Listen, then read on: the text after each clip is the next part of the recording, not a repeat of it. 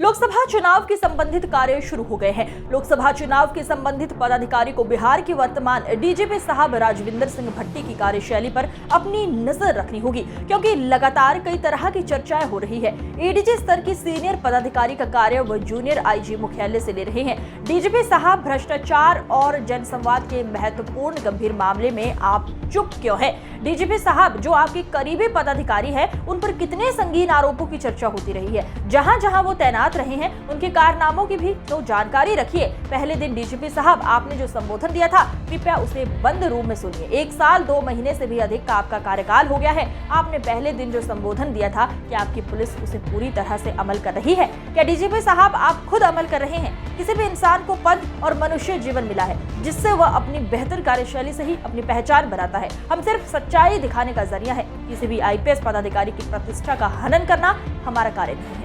आप देख रहे हैं नौरंगी की रिपोर्ट, और क्या कुछ कह रहे हैं हमारे प्रधान संपादक दीपक नौरंगी जी।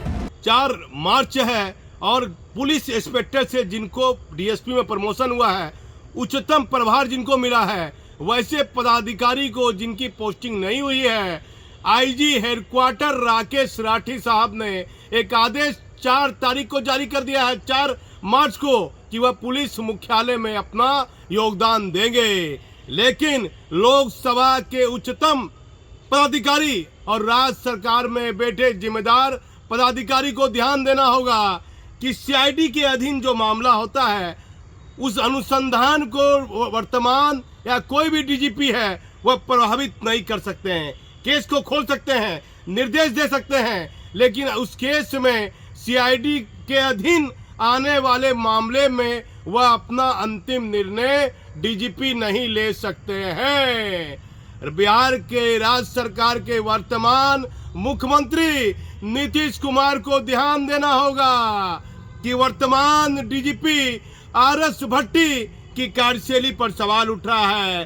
सीआईडी के एक पूरे मामले को डीजीपी साहब दूसरे एडीजी को से मंतव्य मांगा गया है, और उस मामले में एक आईपीएस पदाधिकारी पर अपनी विशेष कृपा बनाने के लिए वह विभागीय कार्रवाई समाप्त करना चाहते हैं। जो मामला सीआईडी जांच कर रही थी, एडीजी जितेंद्र कुमार जांच कर रहे थे, और डीजीपी साहब आपके नियम के अनुसार वह नहीं है। सीआईडी के अनुसंधान को आप प्रभावित नहीं कर सकते हैं।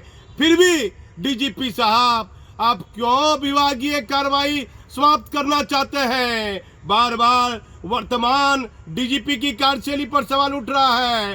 लोकसभा चुनाव नजदीक है। जिम्मेदार लोकसभा चुनाव के संबंधित पदाधिकारी को वर्तमान डीजीपी की कार्यशैली पर अपना ध्यान देना होगा। मैं भागलपुर से दीपक नौरंगी।